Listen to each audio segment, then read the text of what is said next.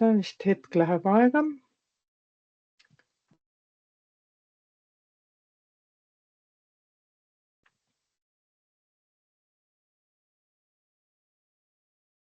Nii, kas on näha? On näha. Väga hea, Karmel, võta juhtimine üle, siis sa saad neid slaide ise liigutada. Ja võtsin juhtimise üle ja korras. Tere hommikust ka minu poolt. Mul on hea meel, et meid see juba päris hulgi kogunenud on ja natukene rohkem veel järjest juurde ka tuleb.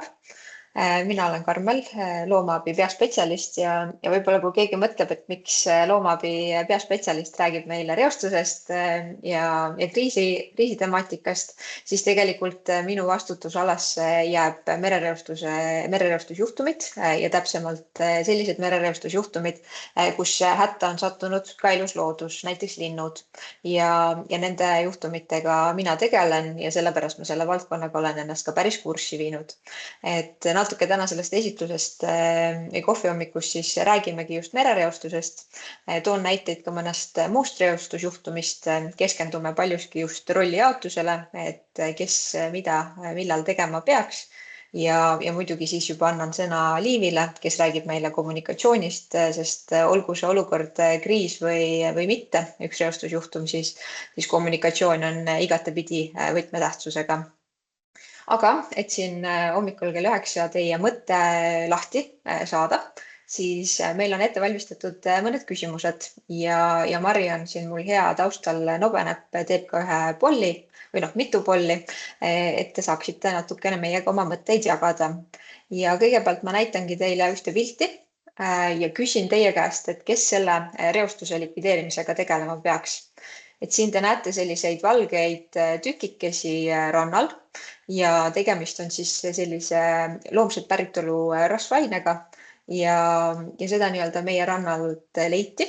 Ja nüüd ongi minul teile küsimus, et kes selle reostuse likvideerimisega tegelema peaks.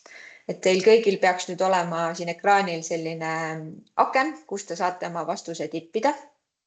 Pange aga julgelt kirja ja siis me saame natukene juba arutada, et kes siin midagi tegema peaks või ei peaks. Et annan teile mõne hetke aega, et esimene julge on juba oma vastuse sisestanud ja juba tuleb järgmiseid vastuseid ka, väga tore.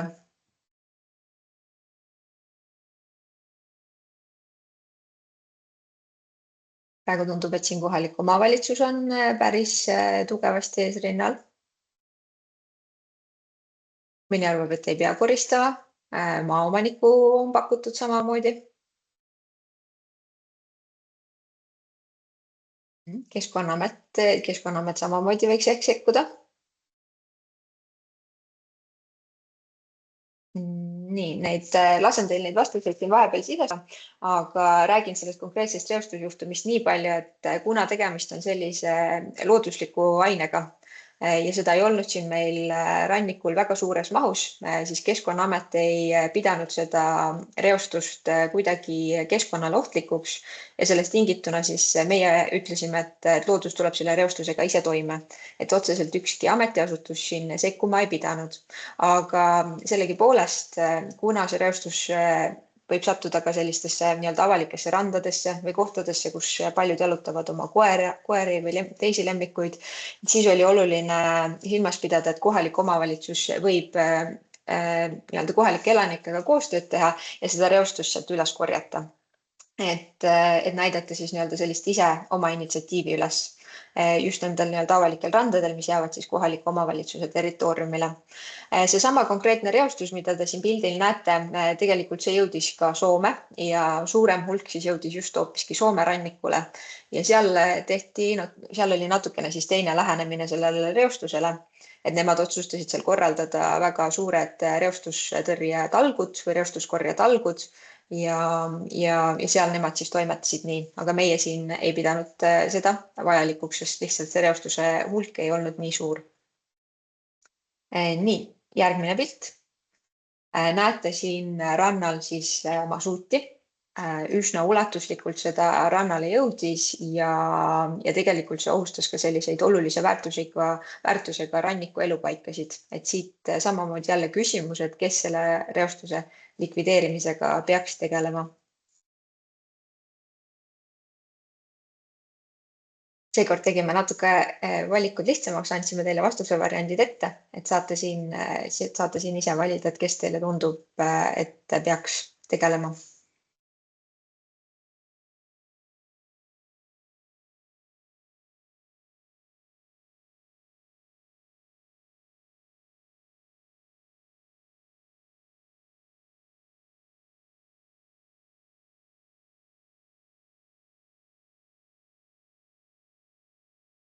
Nii, vastuseid jälle tuleb, ma annan veel mõne hetke aega.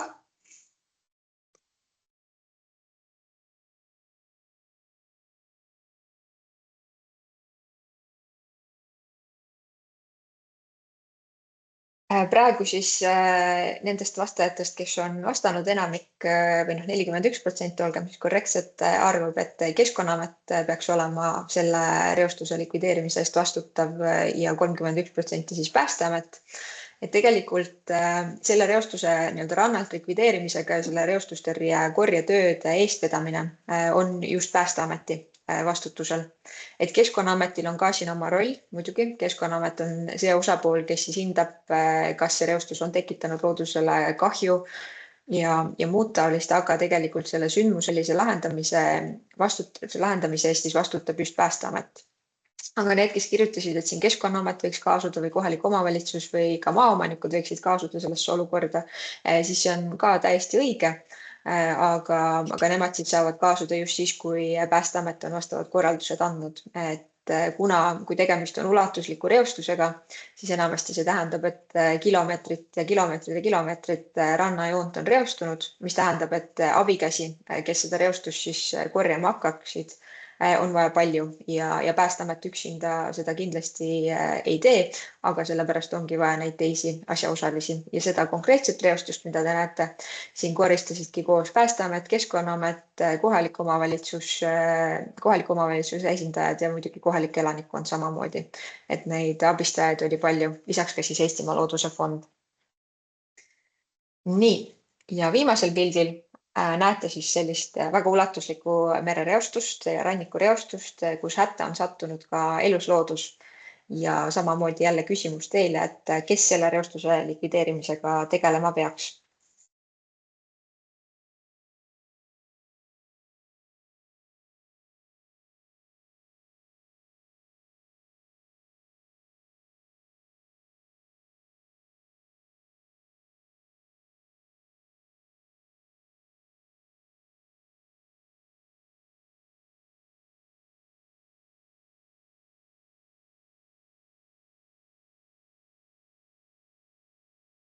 Tundub jällegi, et siin omavahel konkureerivad siis nii Keskkonnaamet kui ka Päästeamet.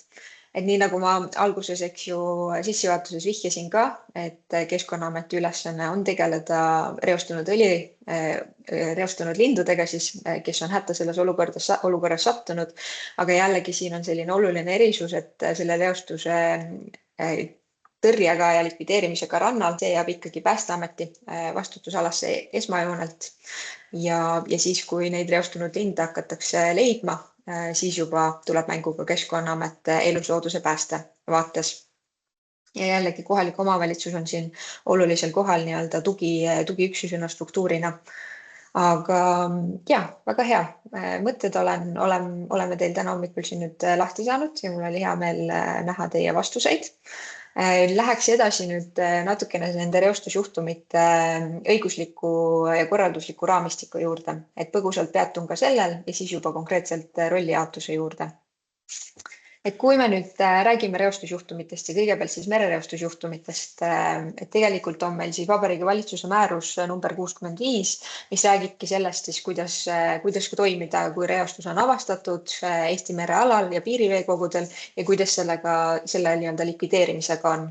Ja võib-olla üks kõige olulisem nüanss sellest määrusest ongi see, et tegelikult tuleb koostada siis merereostustõrjeplaan, millega pannakse paika need erinevad tegevused, et seda merereostust kontrolli alla saada, see likvideerida ja samamoodi, et kui see reostus peaks rannikule jõudma, et kuidas siis toimida. Et kes ei ole merereostustõrje plaaniga tutvunud ja tahaks seda teha, siis kui te Google'isse panete sisse merereostustõrje plaan, siis see tuleb sealt ilusasti välja. Et see on hästi põhjalik ja mina olen sellega väga lähedalt tutvunud, aga kõige olulisem ongi seal ehk just vaadata neid erinevaid rolle. Need on väga põhjalikult seal lahti kirjeldatud ja täna ma räägin sellest natukene täpsemalt ka. Kui nüüd mõelda teiste reostusjuhtumite peale, mis siis kuidagi keskkonda ohustavad, siis me lähtume ka päästeseadusest. Päästeseaduses tuuaksegi välja, et päästesündmus on ka olukord, kus siis on mingisugune potentsiaalne oht keskkonnale, on see siis reostus või mõni muu taoline sündmus, et päästeseadus on siis võib-olla see, mis rakendub nii-öelda igasuguste erinevate teiste reostusjuhtumite puhul, kui keskkond on nii-öelda ohtu sattunud.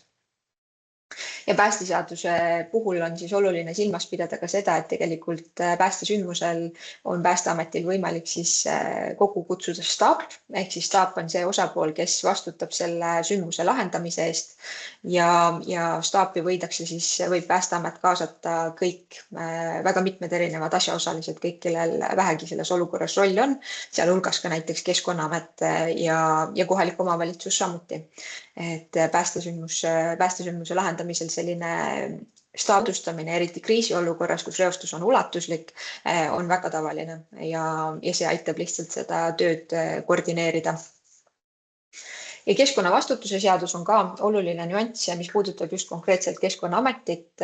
Nagu ma enne ka põgusalt mainisin, siis igasuguse reostusega võib ka kaasneda potentsiaalne oht siis keskkonnale ja keskkonnavastutusseadus siis räägibki sellest, et kuidas seda keskkonnakahjuga toime tulla ja peamine põhimõte ongi see, et saastaja maksab. Et seda keskkonnavastutusest on päris põhjalikult meil tegelikult kirjutatud ka kohaliku omavalitsuse käsiraamatus, et ma soovitan sealt ka seda osa lugeda, et see räägib natukene detailsemalt lahti, et kuidas selle keskkonnakahju määramisega tegeletakse.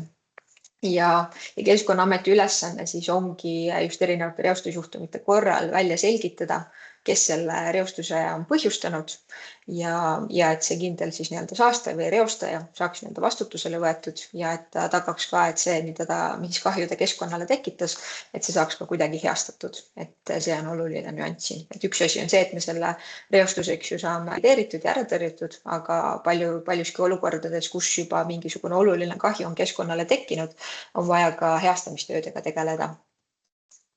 Ja nüüd siis tulles merereostusjuhtumite puhul või üleüldse mõningate teiste reostusjuhtumite puhul oleme näinud ka, et hätta võib sattuda elusloodus, et kui kuskil mingisugune kütteõli või muu materjali leke on, siis ei saa välistada, et kui see on sellises natukenegi looduslikus kohas, et sinna satub ka mõni lind näiteks. Sel aastal korjasime Viljandi linnast üles õlireostunud pardi.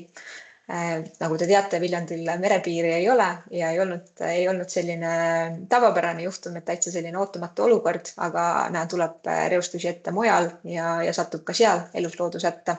Õnneks ei olnud tegu ulatusliku reostusega. Aga meie lähtume siis nende eluslooduse abistamise poole pealt just looduskaitseseadusest, mis siis näebki ette, et hädastatud metsloomadega tegelemisel siis nii-öelda korraldavateks asutusteks on Päästeamet või Keskkonnaamet, aga nagu ma usun, et te kõik saite aru, et siin ulatusliku reostuse korral on Päästeametil tööd küll ja veel, mis puudutab just rannikul selle reostuse likvideerimist, neid reostuskorjetöid, siis tegelikult see eluslooduse elujõulisuse taastamine jääb meie vastutusalasse ja sellega meie siis tegeleme. Kuigi nii-öelda seadus nägi ette sellise merereostustõrje plaani koostamise, kui me räägime siis merereostusjuhtumitest, siis eluslooduse päästeplaan on selline dokument, mida meie siis koostasime HELCOM-i soovitusest lähtuvalt, ehk siis Helsingi konventsioonis olevates liikmesriikides on antud selline soovitus, et koostada eluslooduse päästeplaan, mis aitaks siis tegelikult koordineerida neid eluslooduse päästmiseks vajalikke tegevusi. Et see plaan on meil tegelikult juba mitmeid aastaid olnud, sel aastal sai see ka uuendatud ja seal ongi siis kõik meie nii-öelda Keskkonnaameti tegevused kirjas, et kuidas me nendes olukordades toimetame ja teiste asjaosaliste tegevused samuti. Ja lisaks on siis meil välja antud ka Eestimaa Looduse Fondi ja teiste asjaosaliste poolt reostunud eluslooduse pääste käsiraamat, mis hõlmab endas siis kõiki erinevaid parimaid praktikaid eluslooduse päästmisel. et see on ka selline oluline abivahend elusloodusega tegelemisel, kes on siis hätta sattunud reostusjuhtumi korral. Kui me nüüd tuleme korraks merereostusjuhtumite puhul juurde, et ütlen ka, et ei pea muretsema, et kellel ikkagi kohalikul omavalitsusel merega midagi pistmist ei ole, siis jõuan ka teiste reostusjuhtumite puhul. Aga ma usun, et silmaringi vaates on oluline rääkida ka just igasugustest erinevatest reostusjuhtumitest ja kuidas seal toimetatakse. Siis merereostusjuhtumite puhul rollijaotus on meil selline. Ja see lähtub siis, see info, mida ma ka neile täna siin praegu näitan, lähtubki just sellest merereostustõrje plaanist. Et kui me räägime nüüd reostusest, mis on merealal, siis tegelikult selle merealal selle reostuse tõrje ja leviku piiramise ja reostuse korje eest vastutab Kaitsevägi ja täpsemalt siis merevägi. Et nende ülesanne on kõige olulisem ongi see, et püüda võimalikult palju sellest reostusest kokku korjata merel, et see ei jõuaks siis rannikule ja hakkaks ohustama sealseid elupaikasid. Et neil on selline väga-väga oluline ülesanne, et seda tehakse väga erinevate viisidega. Enamasti on siis kaasatud mitmed erinevad sellised meresõidukid, seal on poomid, mis siis seda reostust kõigepealt piiravad ühte alasse ja siis hakatakse seda sealt erinevate vahenditega, skimmeritega ja muu taolisega kokku korjama. Ja seda iga aastaga harjutatakse. Helcomi liikmesriigid teevadki koostööd ühe ühisõppuse raames, kus siis erinevad reostustõrjelaevad tulevad kokku ja harjutavad siis, kuidas seda reostust tõrjuda. Siis, nagu ma enne ka juba mainisin ja kindlasti te juba nüüd olete kõrva taha pannud, et Päästeametil on väga oluline roll, kui see reostus jõuab kas siis rannikumerre või siis päriselt rannale, et nemad siis tegelevad sealsele ohu likvideerimisega. Ja oluline on ka siin silmata, et kui siis reostus jõuab rannikule, siis see ongi Päästeameti vastutusalas. Nemad vastutavad ka selle kommunikatsiooni poole eest, kui reostus on merel ja merevägi tegeleb sellega, siis nende vastutada on ka just see kommunikatsioon sellest sündmusest, ehk siis kuidas nemad seda infot seal avalikkusele jagavad. Ja selleks ka rannikul siis toimetamises või kui see reostus jõuab ranniku merele, siis Päästeametil on ka vastavad vahendid, poomid, skimmerid, kõik muu taoline, et seda reostust seal kokku korjata. Ja siis juba, kui ta on jõudnud ka päriselt rannale, siis algab selline rohkem käsitöö, ehk siis käsitsi selle reostuse kokkukorjamine. Keskkonnaametil on päris mitu rolli, mis puudutab merereostusjuhtumit, et üks on näiteks see, et meie hindame või prognoosime, et kui meil on kuskil mingisugune reostus tuvastatud ja tegelikult selliseid väikseid reostuslaike ikka leidub, et kui meil on see reostus kuskil tuvastatud, et siis meie modelleerime, et kuhu see reostus täpsemalt siis nüüd välja jõudma peaks. Et kas ta läheb kuskile kaugelema mere poole tagasi või ta suundub meie rannikule, et see on selline esmane selline hea teavitus, et kui me saame info, et kuskil mingi reostus on, et siis me teame juba hakata varakult ette valmistama, et kui me näeme, et see reostus siia ranniku poole triivib.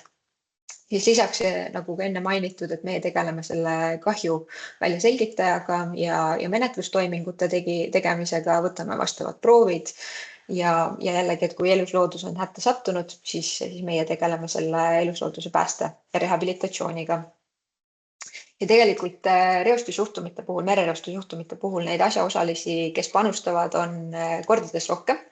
Et näiteks üheks asjavooleks on ka Keskkonnaagentuur, kelle käest saab väga olulist infot siis ilmateadete ja selliste prognooside kohta.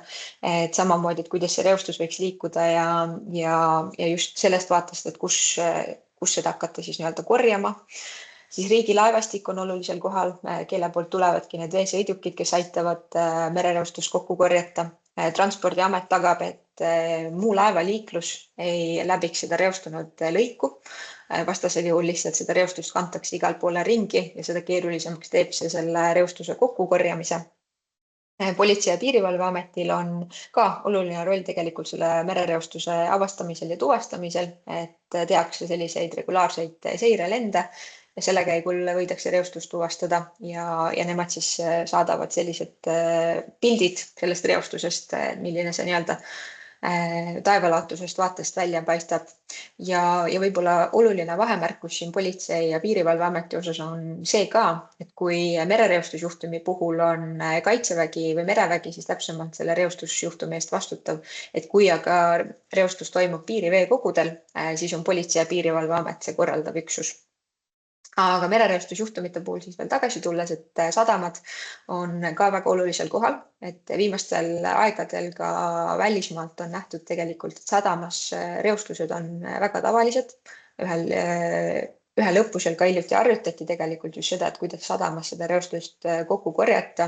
Et sadamate selline häda on see, et sadamas on palju laevaliiklust ja sadamat ei saa lõpmatuseni kinni hoida, et tuleb tegutseda üsna kiiresti. Nii et sadamatel on ka väga oluline roll, et nemad peavad olema ka valmis oma vastavate vahenditega, et seda reostust seal kokku korjata. Kliimaministeeriumil on ka väga oluline roll, mis puudutab siis seda kulude hüvitamist ja igasuguseid rahvusvaheliste kindlustusettevõtetega suhtlemist. Ja kus siis tuleb sisse kohalik omavalitsus. Et kohalik omavalitsus kõigepealt on oluline roll, on et reostustõrje ja tehnika varustus saaks igale poole ligi, kuhu ta ligi peaks saama. Ja kui ikkagi see reostus on juba randa jõudnud, siis on kohalikul omavalitsusel oluline roll selle koristamisega ka tegeleda.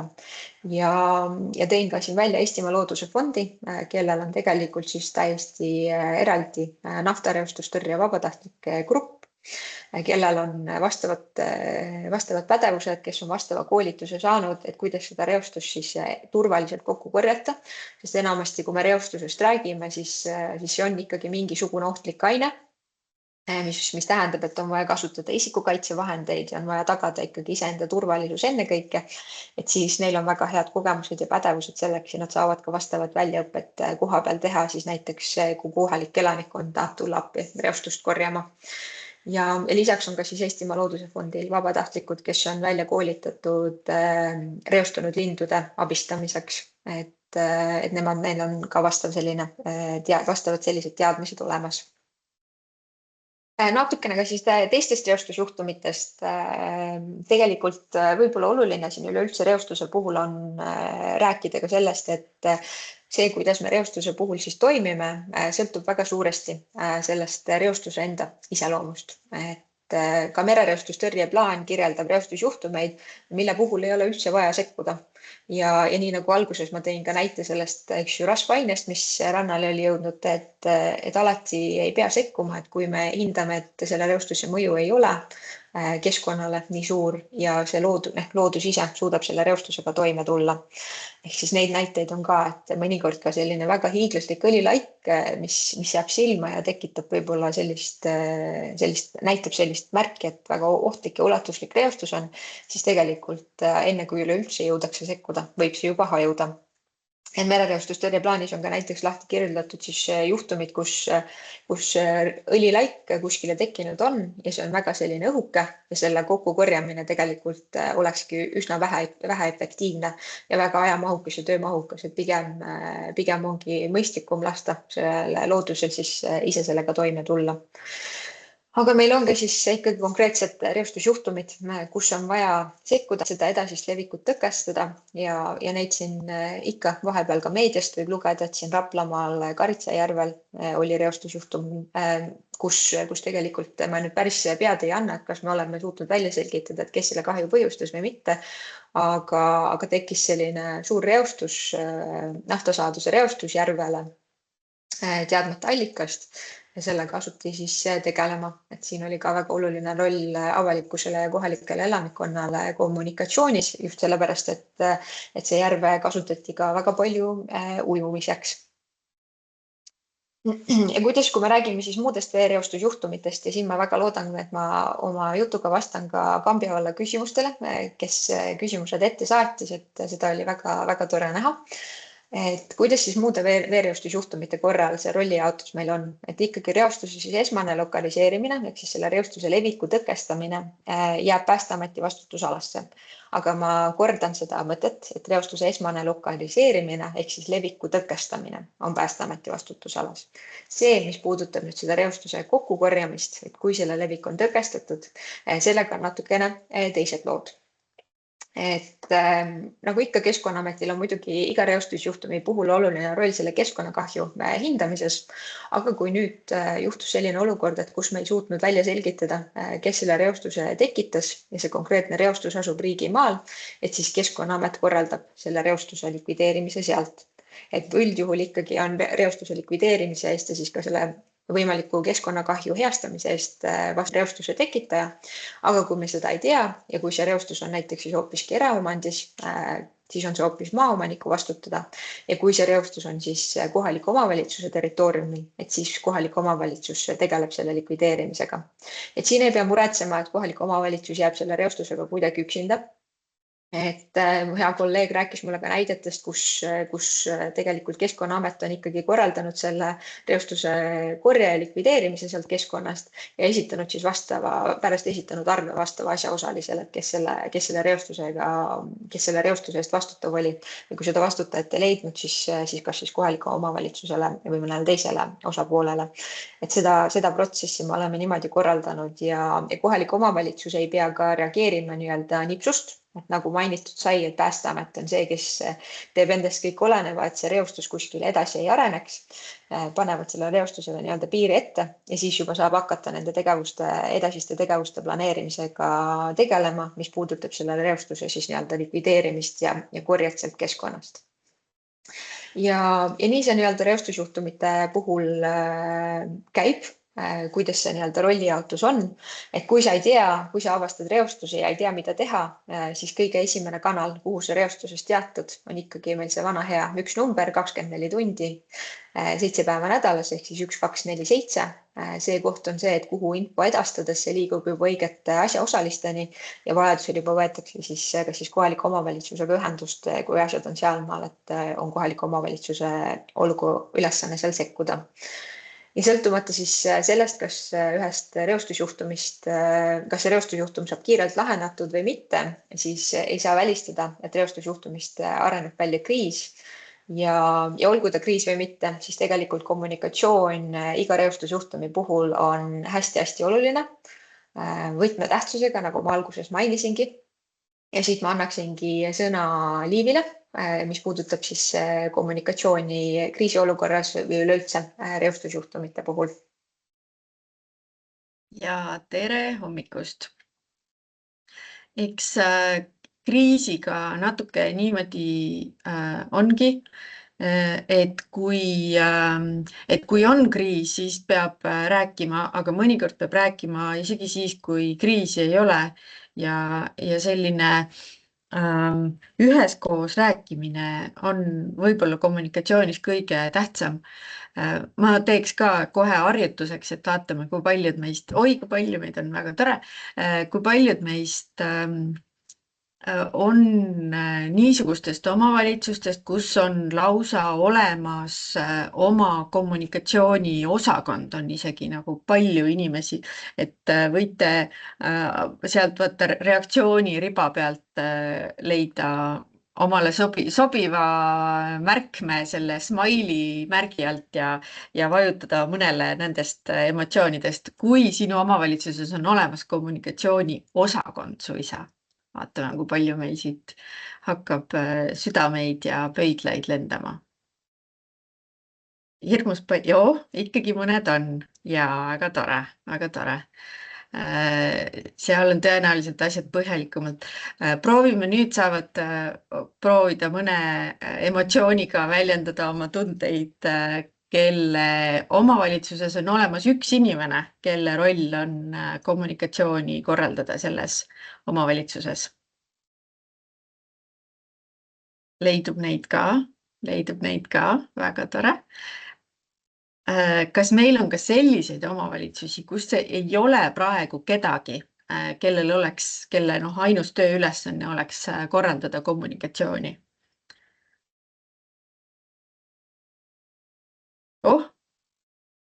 Selliseid meie hulgas täna ei ole, väga tore.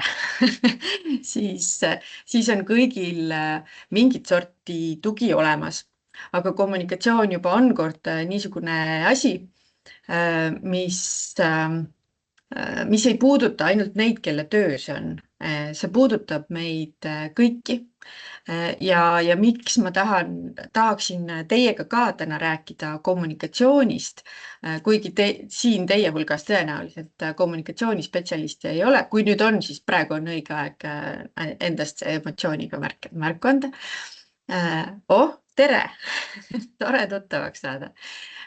Siis ka teie olete väga teretulnud, aga ka need, kelle roll see vahetult ei ole, peavad ju teadma, kuidas asjad käivad, selleks, et oleks vähem segadust. Sellepärast, et kriis on niisugune olukord, kus infovajadus erinevates sihtrühmades, nii asutuse sees, asutuse väljas, asutuste vahel, avalikkuses, sotsiaalmeedias, kõikjal see infovajadus justkui nagu plahvatab. See nälg tuleb hirmus suur peale ja kus on nälg kõige suurem, küllap seal leidub ka infot, millega seda täita, on ju.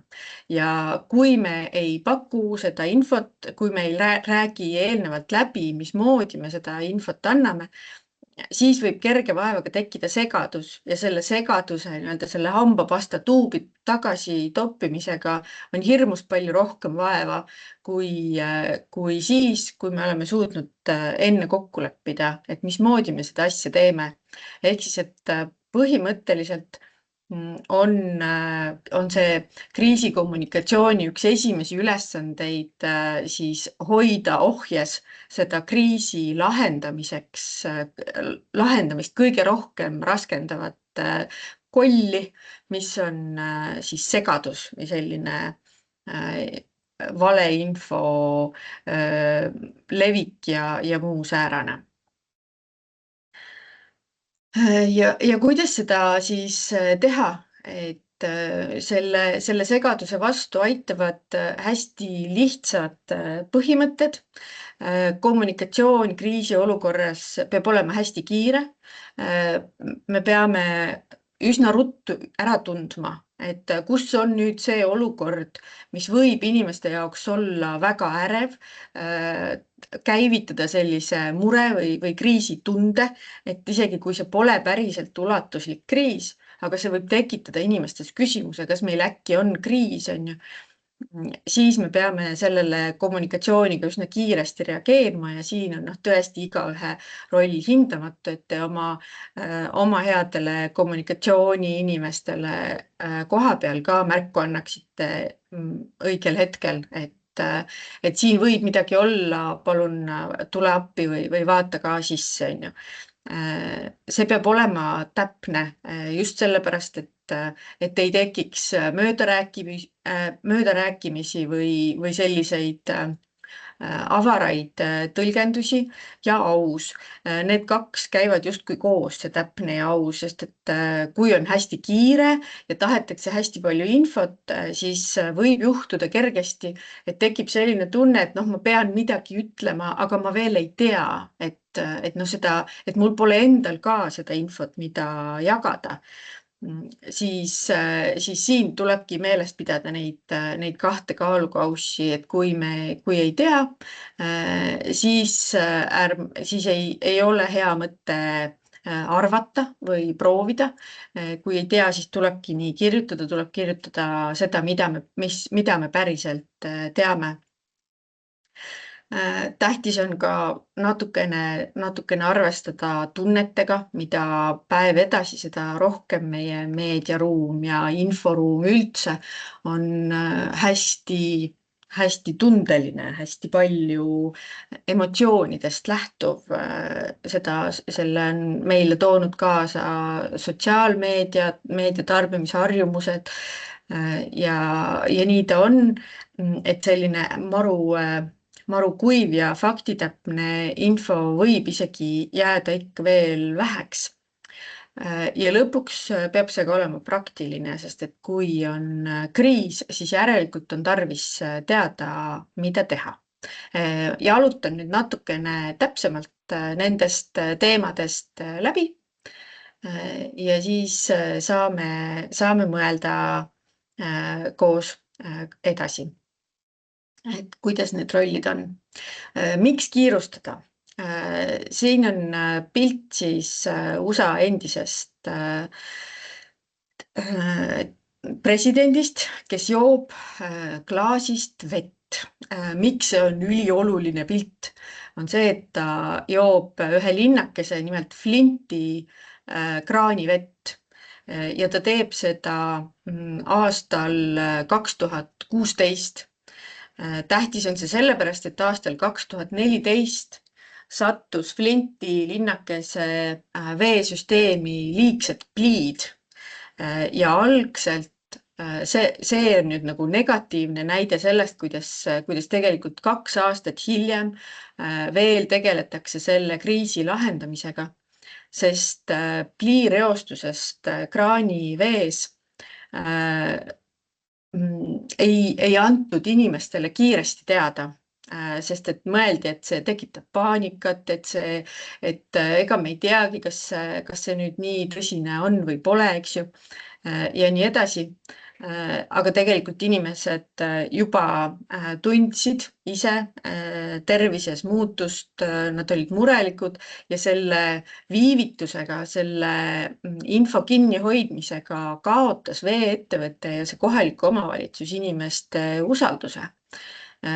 Ja selle tõttu selle usalduse taastamine, et inimesed julgeksid uuesti, et nad tunneksid, et nende kraanivesi on ohutu juua, see võttis veel palju aastaid. Ühe võttena kasutatigi seda, et suisa kogu riigi president tuli kohale ja niimoodi siis sellisel pressikonverentsil siis jõi seda kraanivett, et inimesed näeksid, et seda tõesti nagu võib juua, aga ka sellest ikka veel ei piisanud. Mis annabki märku sellest, näiteks meil on omavalitsusena suurepärane näide Saaremaalt, kus omavalitsus hästi tõsiselt suhtus sellesse, kui kraanivees leiti probleem, seal oli siis kolibakter, mis sinna kraanivette sattus, kus omavalitsus väga kiiresti hakkas seda infot jagama ja ei püütud kuidagi salata seda, et seal midagi pahasti on, sest et kriisis selline salgamine, edasilükkamine üldiselt pigem nagu ei ole hea mõte, et seda meile see Michigani väike linnakese Flinti veereostuse juhtum hästi ilmekalt õpetab. Teine asi, see aus ja täpne. Siin ma toon teile näiteks selliseks õpetlikuks näiteks siis suure õlireostuse, kus jällegi selle õlireostuse põhjustaja püüdis esialgu asja näidata märksa väiksemana, kui ta tegelikult oli. See on siis Deepwater Horizoni ja Briti õlifirma õnnetus 2010. aastal Mehhiko lahes, mis oli tohutu katastroof, aga mille kohta esialgu firma nii-öelda peljates maine kahju püüdis jätta muljet kui millestki, mis on pisike, millega me saame kohe hakkama, mille pärast ei pea üldse muretsema. Et see võib tunduda ahvatlev rada, mida mööda minna, aga tegelikult on märksa mõistlikum tuletada meelde seda vanasõna, mille järgi on valel lühikesed jalad, ehk siis, et selline probleemi meelega pisendamine võib toimida ainult hetkeks, aga siis ta tuleb tagasi ja hammustab sind kohast, kust on ebamugav, kui keegi hammustab, on ju. Et see ka siis, kui me ei tea tegelikult, kas on praegu ulatusliku probleemiga tegemist või see ongi pisike, siis mõistlik on öelda täpselt seda, mis see on, mida me teame ja mis see on, mida me ei tea. Sest et nii nagu Michigani ja Flinti kraanivee näite puhul, ka siin tuleb mängu see usaldus, et selleks, et sa saaksid päriselt kriisi lahendada, selleks, et need inimesed, kelle ülesanne on seda kriisi lahendada, et inimesed teeksid koostööd, järgiksid neid käitumisjuhiseid, ei tegeleks, ei hakkaks takistama seda, kas pahatahtlikult või tegelikult eksimusest, siis on väga tähtis luua see usalduslik suhe. ja usaldusliku suhte, noh, nagu sa saad seda rikkuda ainult ühe korra, on ju. Et kui sa oled rääkinud juttu, mis hiljem selgub, et ei ole tõsi, siis seda usaldust tagasi saada on väga keeruline ja see on väga aeglane protsess, mille tõttu see esialgse info puhul nagu selle probleemi meelega pisendamine ei ole hea mõte, muidugi ei maksa ka paanikat või noh, seda kuidagi nagu ekstra suuremana näidata, et tulebki proovida leida see tasakaal, et öelda, mis see on, mida me päriselt teame selle juhtumi kohta, mida me prognoosime, aga mis on ka see, mida me tegelikult ei tea. Ja nüüd ma saan kirjutada või noh, rääkida teile sellest emotsioonist ja kaastundest kriisikommunikatsioonis ühe positiivse näite varal. See on Tylenol. Võib-olla isegi keegi teist on kasutanud sellist külmetusravimit. Euroopas ta pole nii levinud kui seal Põhja-Ameerika kandis. Aga see on tegelikult väikest sorti ime, et selline bränd või selline kaubamärk on tänaseni säilinud, sellepärast et kusagil 80-ndatel tabas Tylenoli tohutu päriselt nagu väga ohtlik kriis. Keegi mürgitas nende ravimeid, inimesi päriselt hukkus. Päriselt nagu see oli ülitõsine olukord, aga selles olukorras siis Tylenoli nagu ettevõte suutis kriisikommunikatsioonis tõsta esikohale mitte selle, kuidas nemad on ohvrid ja nemad pole midagi valesti teinud ja see on keegi teine, kes seda probleemi põhjustab ja nad ei saa sinna midagi teha, siis võtsid fookusesse selle, kes on kannatanu, on ju, kes on see, kes saab kahju.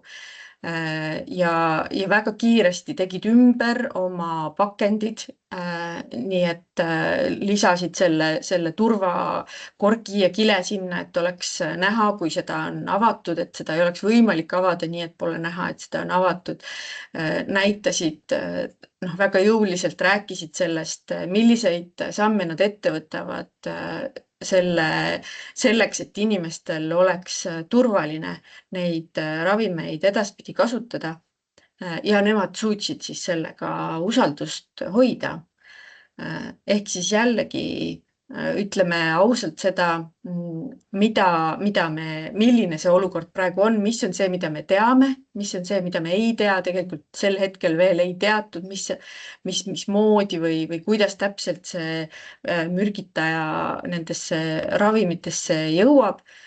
Aga fookuses oli see, et kuidas me neid inimesi aitame, mis see on, mida meie teeme, et olukorda lahendada.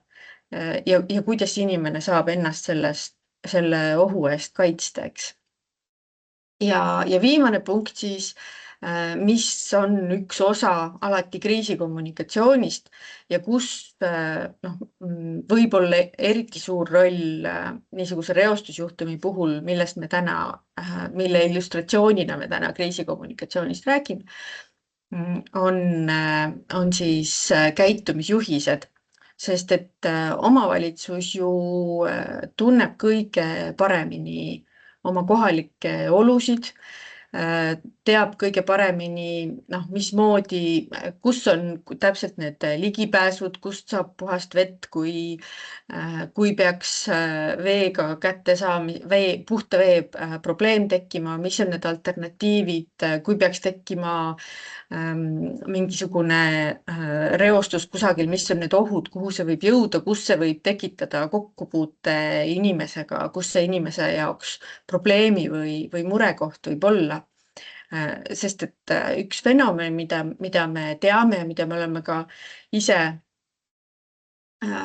alles siin mõni aasta tagasi ju kõik omalgi nahal tõenäoliselt tundnud oma veresoontes, et tegelikult kriis käivitab inimesed, kes tunnevad, et olukord on tõsine, olukord on halb, väga paljud inimesed, neist kerkib soov midagi teha.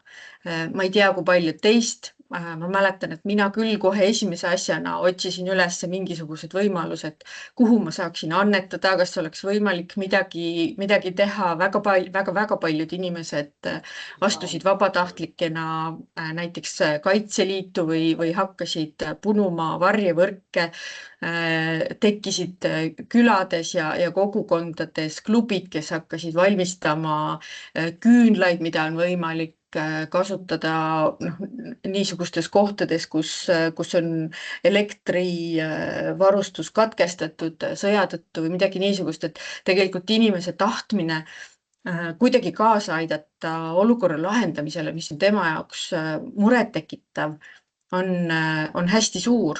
Ja see on ühtepidi väga äge ja hea ja teistpidi see võib olla probleem, sest et kui me ei anna nõu, kui me ei paku lahendust, et mida siis teha, siis võib juhtuda, et nii-öelda võetakse ohjad enda kätte, hakatakse juba midagi toimetama.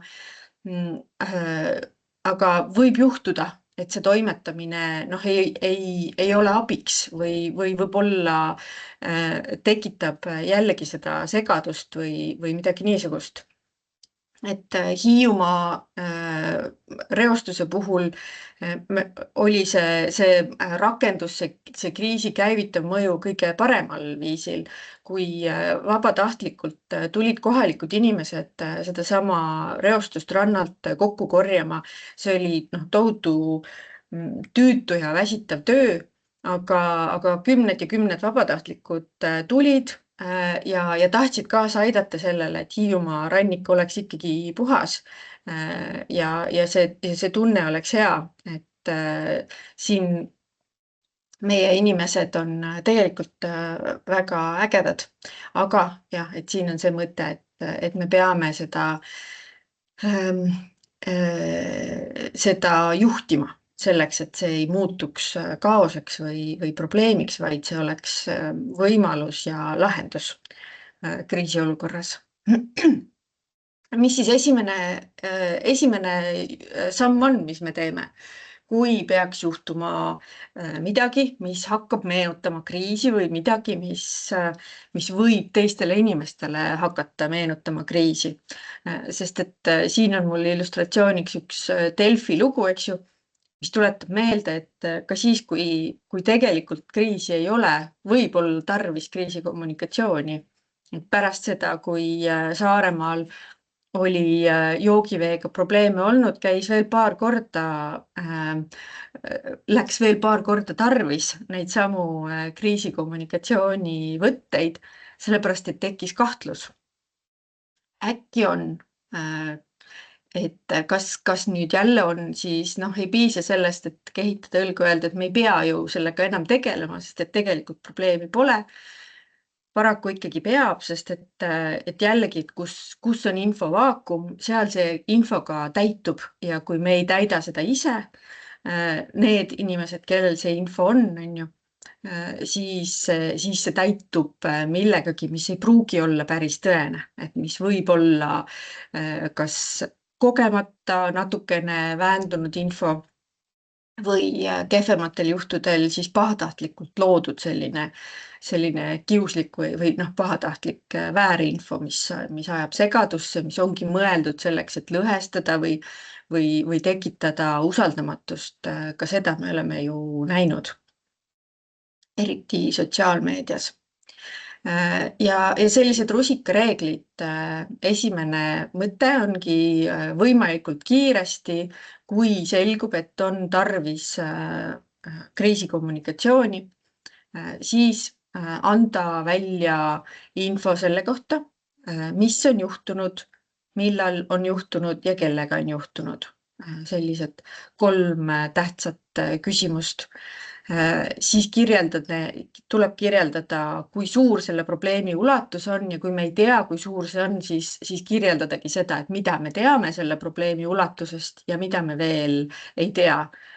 Ka see on osa siis sellest täpsusest ja aususest, eks.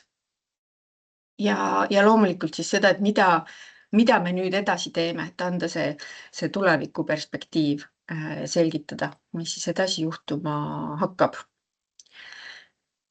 Ja siit me jõuamegi selle mõtte juurde, miks me täna siin kõik koondunud oleme, miks me omavahel räägime sellest, mida mina teen, mida teie teete, mida Karmel teeb või mida teie head kommunikatsioonikolleegid teevad, siis see on korrastatud koostöö.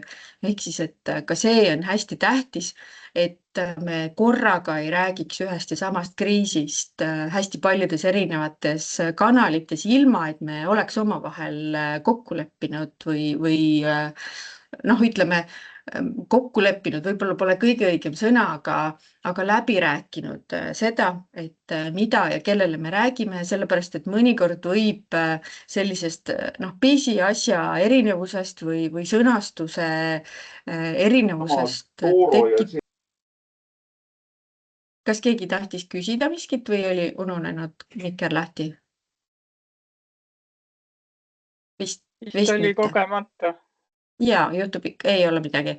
Ühesõnaga mõte oli selles, et kõige tähtsam asi kriisikommunikatsioonis peale selle, et olla kiire, täpne, aus, kaastundlik ja näidata perspektiivi ja käitumisjuhiseid, on teha seda koos nendega, keda see kriis veel puudutab, kes veel lahendavad, et me peame selle peale hästi hoolega mõtlema. Aga siis mõtlemegi korraks selle peale, et kui meil nüüd peaks juhtuma midagi kusagil Eestimaal, ükskõik kus Eestimaal see ka ei juhtuks, mõne omavalitsuse õue peal see ikkagi on. Siis kõik see, millest ma rääkisin, on ju, et mis juhtus ja kellega ja kuidas, et me tahame selle info välja anda, aga kuidas me siis anname? Millise kanali kaudu? Mari, kas mul on õiged andmed, et meil on selle kohta üks küsimus ka? Jaa, kohe tuleb. Siin ta on.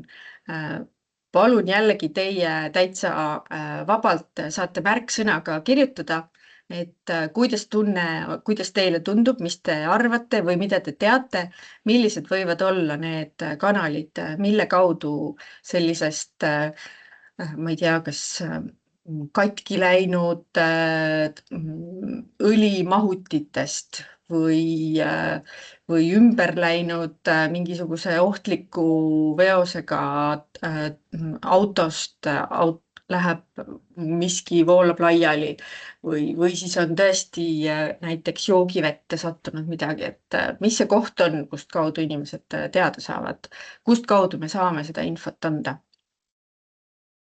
Nii, mis ma siit loen? KOV-i koduleht, ametlik koduleht, sotsiaalmeedia, kohalik siis maakonnaleht, eks ju, meediaväljaanne ja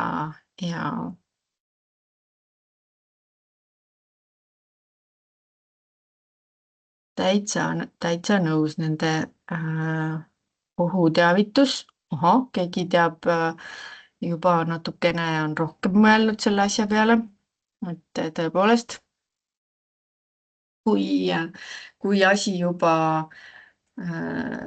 asi kisub juba niisuguseks, et on tarvis anda ka ohuteavitust, siis juba jõuavad meil järgmised kanalid pildi peale.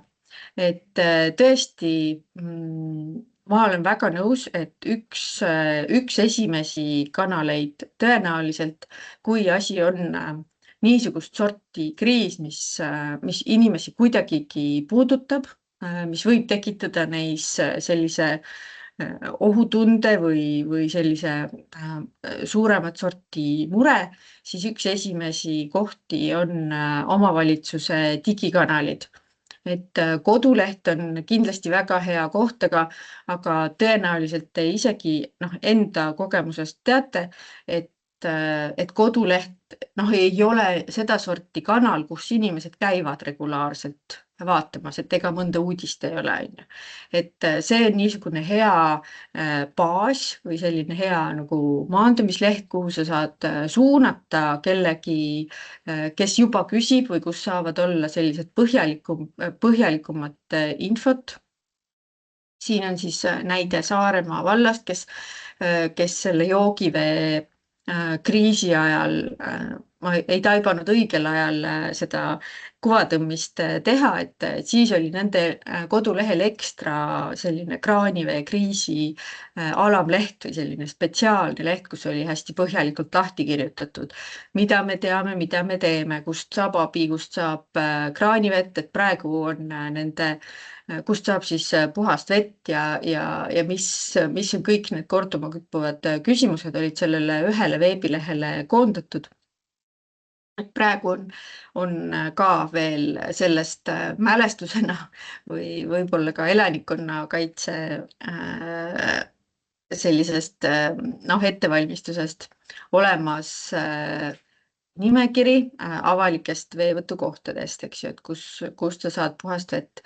Ja väga tore mõte oli see kohaliku kogukonna sotsiaalmeedia, mis on tõesti niisugune kanal, mille kaudu siis tõepoolest see info nagu tabab inimest, on ju, et mille jaoks inimene ei pea ise midagi spetsiifilist tegema, et selleni jõuda.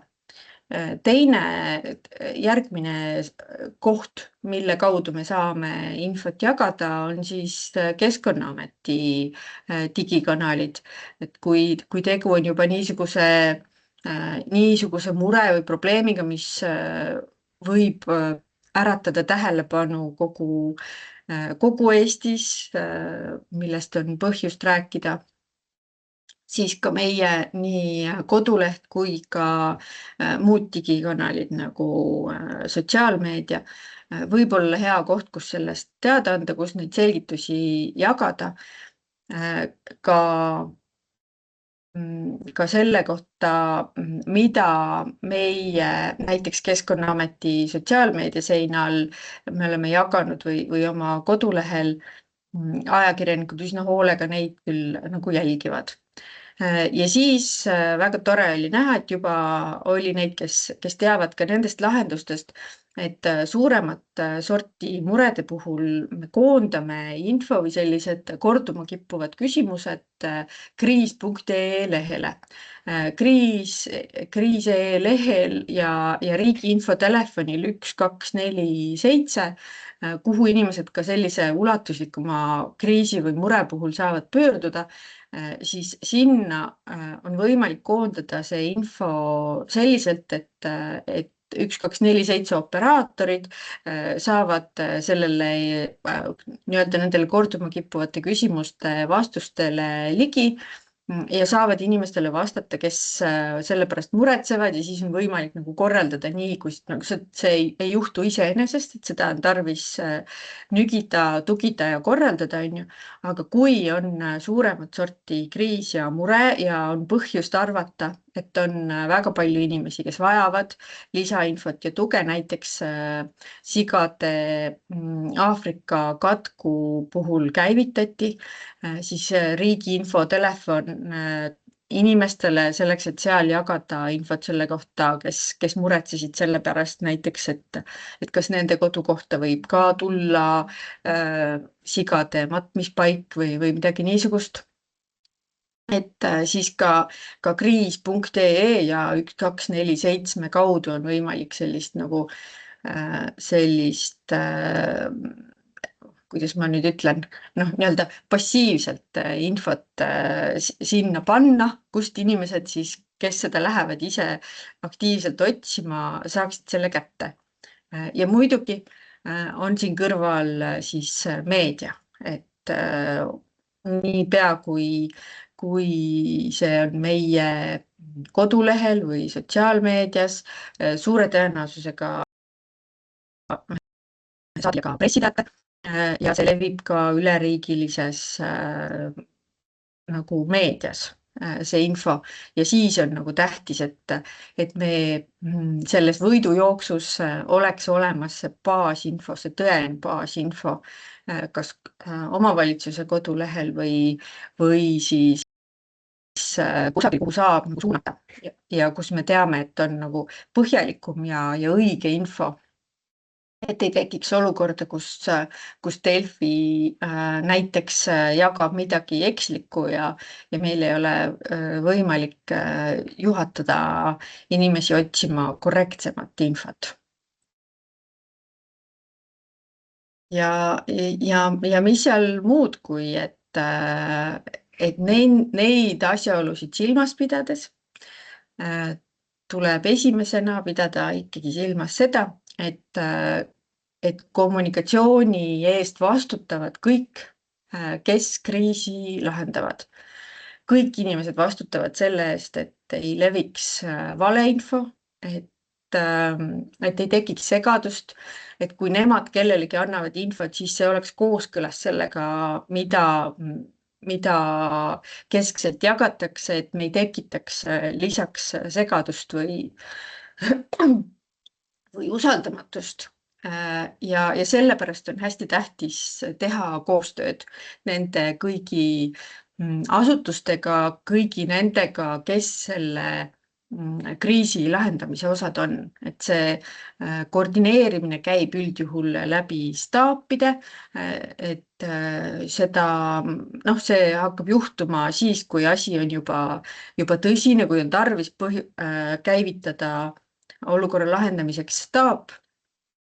Kui asi on veidi vähem tõsine, isegi kui staapi käivitatud ei ole, tavaliselt kommunikatsioonivajadus käib selles natuke ees, et siis on mu niimoodi palve või lootus, et mis tänasest jääb meelde, on see, et siis võiksime rääkida omavahel, et kas Keskkonnaametiga, kui tegu on elusloodust puudutava murega või Päästeametiga, kui tegu on mõne nende vastutusvaldkonda langeva murega või nii edasi, et see ei puuduta üksnes Keskkonnaametit, vaid üleüldiselt laiemalt seda, et kui meil on kriis, siis tavaliselt lahendab seda rohkem osapooli ja hästi tähtis on see, et me omavahel oleksime ühel leheküljel ja vaataksime eelkõige, et pilt oleks klaar, siis selle otsa, kes on parasjagu selle olukorra lahendamise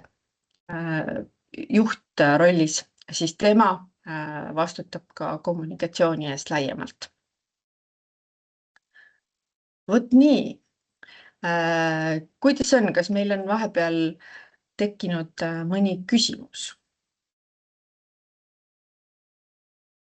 Vestlusaknas küsimusi ei ole, aga see tähendab, et nüüd võiks häälega küsida, et olge head, andke käega märku.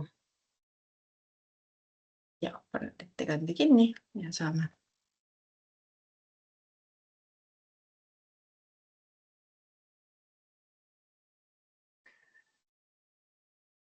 Kui ei tule kohe praegu küsimusi, siis loomulikult nagu kas Mari kaudu või nagu ikka, et neid saab ju alati küsida ka jooksvalt.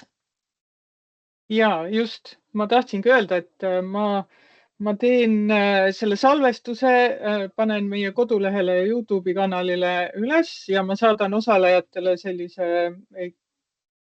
kuidas siis on kirja, kus on lisamaterjalid, et ma praegu korjasin üles, et meie KOV-i käsiraamatu peatüki lingi panen teile, et siis leiate kohe üles, siis on merereostuse päästeplaan ja eluslooduse päästeplaan, et need ma saan teile saata siis meilile. Aga ma ei tea, küsige. See on haruldane võimalus. Tegelikult liiga haruldane ei olegi, et selles mõttes tegelikult ja teiega on tore siin aega veeta, mul veel kalendris on nii minul kui Karmelil veel tervelt 54 minutit teie jaoks broneeritud, et isegi kui me täna siin lõpetame, siis selle aja jooksul kindlasti, kui siia vestlusaknasse mõni küsimus tuleb, siis me kohe vastame. Võib-olla on mõnel omavalitsusel sihuke kogemus, mida jagada, et kuidas sellele, ma ei tea, väiksele kriisile või suurele kriisile siis lahendus leiti, et millest täna ei ole veel räägitud. Et seda oleks ka tore kuulda.